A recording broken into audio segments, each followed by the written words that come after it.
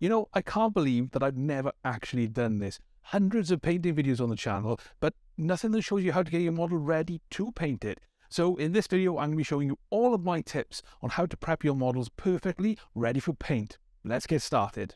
Alright, so let's look at the basic tools we're going to need. So first off, we need some sort of hobby knife. Doesn't matter on the brand. Just make sure you've got a really good number 11 blade in here, and I tend to change my blade for every new project that I do. You'll also need a good quality set of clippers. Now, unfortunately, these can be a little bit expensive. I use Red Grass Games. These are my favourite ones. And you'll also need some glue. And of course, there are a myriad of glues on the market. My particular favourite for gluing figures together is Tamiya Extra Thin Cement. So with those basic tools, there's some additional ones which I also use. So first off, we have a pin vise and some multi-sized drill bits. So this helps us to drill holes in models if we need to pin anything, or if we want to drill the barrels of our weapons. Next up, we've got a thumb thimble protector. Now this is just a rubber thimble that I put on my thumb to protect myself from any nicks with a knife. You can get these really cheaply on eBay. Next, we've got some sanding sponges. Now these are from Tamiya, and I've got a 600 grit and a 3000 grit sanding sponge. The main purpose of these is to help with any sort of burrs that we've got on models we want to clean off. The knife's going to leave a little bit of a gouge on there. We've also got some sanding sticks, so these have got some angles on them, so to get into those really hard to reach places. And last but no means least, we've got some Sprue Gum. If you've not seen Sprue Gum before, it's a really easy thing to make, and it's a really good filler for models. So all you do is you have a pot of this Tamiya Extra Thin Cement, and once it gets to a certain level, the brush doesn't quite reach in, so you've got a pool of glue in there that we don't really want to waste or tip into another bottle. So what I do is cut up some bits of excess sprue, some spares you've got, pop them in the bottle of this, and what you'll find is the glue will dissolve all of those sprues, but it'll actually leave this gloopy liquid, the grey liquid you can see here, and I'll show you how to fill gaps with this later in the video. So the first thing we'll do then, let's have a look at this sprue of heavy intercessors, and we're going to be building a heavy intercessor as part of this video, and I'll show you all of my tips and tricks on how to do it. The first thing I'm going to do is I'm going to assess where on the model that these parts are actually attached to the sprue, because in some places you can cut flush up to the model, but in other places you need to leave a little bit of a burr on, because otherwise it's going to gouge into the plastic, which is what we want to avoid. Looking at this sprue then, you can see the parts that I'm going to pick of this heavy intercessor on the top left. Now like I said, on some parts you can clip right up to the model, like I'm doing here with my clippers. In other parts, you need to leave that little bit of a burr on, so you can see when I cut the back off, I actually need to take a little bit of time and just leave a little bit in place, because otherwise I'm going to gouge parts off the model, which means I'm going to end up with an ugly looking model at the end. Now that I've cut off the legs and the torso and the thighs, it's time to start tidying everything up. So I've got my trusty thumb thimble on, and this is going to protect me when I use this knife. Now all I'm going to do is I'm just going to trim this back along the line very carefully, making sure I don't gouge out of the plastic. You see why I wear that thumb thimble, because it will protect me against any slips. I do the same for all the other parts of the model, cutting off those burrs, being very careful not to damage the model in any other areas. Now obviously it goes without saying, when you're using a knife or sharp objects, be very, very careful. If you're a little bit younger, then make sure you've got some adult supervision, and maybe if you're an adult, make sure you've got some additional adult supervision just in case, because knives are dangerous. So just be very, very careful, please. If you take nothing else away from this video, that's an important one. When you have two parts of the mold opening back up, they eject the plastic part, and you'll see this little seam line down the middle. Now this is also known as a mold line. So you can use a mold line remover or a hobby knife, and all we're going to do is scrape very gently along that mold line. It's really important here that we don't damage any part of the model, so we're not just going to scrape along the line, we're going to scrape around the areas around it as well. And you can see this does generate a little bit of mess, so just be careful and take your time here. You don't want to go and do too much, you don't want to hack into the model, you just want to very gently scrape away at those mold lines until you've got a nice smooth shape. Now there will be some parts of the model which have burrs on them. Now, these are those areas, and backpacks are particularly notorious for this. So this is where we're going to use the sanding sponge. So first off, we're going to take that 600 grit sanding sponge, and we're going to just work that in a circular motion all over where that burr is. Now, this will give us a little bit of dust on there, that's fine, it's okay. Once we finish that, we're then going to go and use the finer grit sandpaper to work that down even more.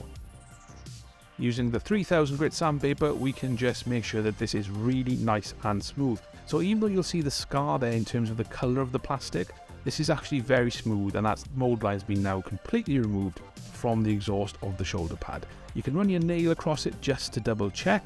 I need to do a little bit more here, but otherwise I'm quite happy with where we're at. Now it's time to glue the models together. So like I said, my favourite glue is the Tamiya Extra Thin Cement. And it's really important that we recognise that glue can be very hazardous, so make sure you use it in a well ventilated area and keep any naked flames away from it. So let's see how we apply this to the model. It's fairly straightforward.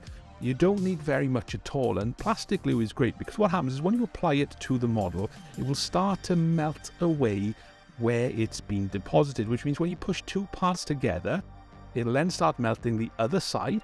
And then when the glue is completely dry, these two plastic parts are then fused together. So it's a key point here not to put too much glue on the model, because if you do, you can end up getting it all over your fingers and then accidentally plastering it across the model and damaging some of the detail.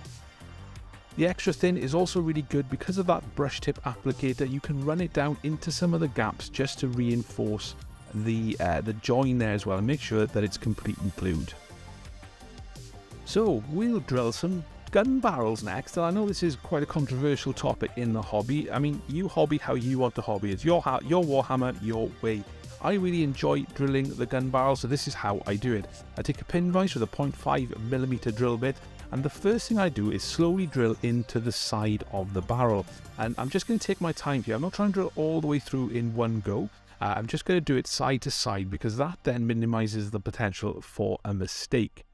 Once I've done that and I've cleared any plastic out of there, I then take my hobby knife, and the key here, again very carefully with a sharp edge, is to put a point into the centre, or as close to centre of that barrel as you can.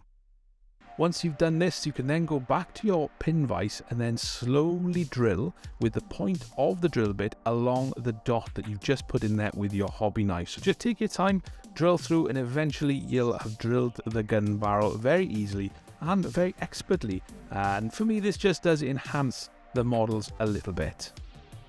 When we have weapons on the model, particularly when we have guns that are being held, I like to glue the arms onto the weapon first because this makes sure that they're in exactly the right place before I then glue them on the model. So I've done this here, and I'm just going to position the arms onto the model and hold them in place until they dry.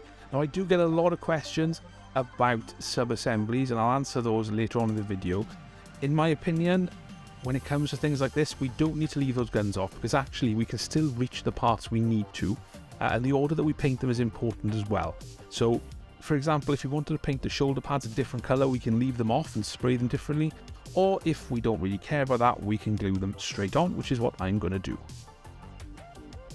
So this model is nearly finished. There are just a couple of bits we need to tidy up that we haven't been able to clean up using the knife. This is where the extra thin cement is also really good. So you can see how we still got some seam lines in some awkward places along the top of the backpack and also along some of the armoured joints. So all we're going to do to tidy these up is just take our extra thin cement applicator, make sure we haven't got too much cement on it, and we're just going to paint this over those areas where we have the mold lines. And what you'll see is that this starts to dissolve the plastic and smooth out those mold lines. Now you may ask yourself, why didn't we do this on every part of the model? And quite simply, glue's expensive. We don't want to be wasting this on those large open areas we can do easily with a knife. Where we do want to use it in the awkward, hard to reach places to make sure that we've got a really nice smooth model all over and we haven't missed anything. Like I said, this is also particularly good along areas that are difficult to reach with a knife, such as armor joints and particularly plasma coils as well. Now I bet you've been wondering when that sprue goo is going to come into play, so let's have a look at it. So we've got one of Angron's legs here, and you can see we've got a fairly ugly seam running along it, so we want to kind of fill that in as best we can. So all we're going to do is take our Sprue Gum applicator and just dab a little bit of it over that gap. Now we don't want to use too much at all here. Before that dries, take your other glue applicator and you can just use this to blend that Sprue Gum across the plastic, making sure that you don't get any ugly lumps. So let's watch that again. We just put a little bit of Sprue Gum along the join, making sure that we haven't put too much on there at all. We then go back to the applicator of our normal glue pot and just blend those edges, and you can see how easy that is to actually get rid of those joins along the model. Now, they will stay shiny, but that's okay because once you prime them, you'll never know that they're there. So it's a really easy way of filling in those gaps. Now, I know a lot of people prefer to use putty. For me, I prefer the Sprue Gum. The last thing we'll cover really is going to be sub-assemblies. Now, I do get a lot of questions about sub-assemblies, but I tend to paint my models fully built. That's because it's for the video and it can be quite difficult sometimes to make sure that I'm actually keeping the model in frame.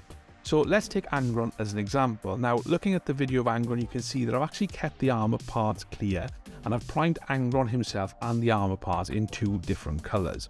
So that's the first thing that informs whether or not I'm going to do any sort of sub-assemblies, is what color they need priming. When it comes to things like the wings and also the arms on Angron, you can also make sure that you leave these off. However, when it comes to things like the cables, you need to bear this in mind because lots of it's all interconnected. So think about how you're going to go back and attach these later on. When it comes to Angron, you could probably have him in 5 or 6 sub-assemblies and also leave the armor panels off as well. When it comes to painting Space Marines, I tend not to leave the weapons off, but again, it's entirely up to you. If you feel you need to, then of course, by all means do so. So there you have it, all my top tips on how to prep your models like a pro, ready to start painting. I really hope you enjoyed this slightly different video for the channel. If you'd like to see more things like this, let me know in the comments. Otherwise, check out my other painting content. I will see you next time.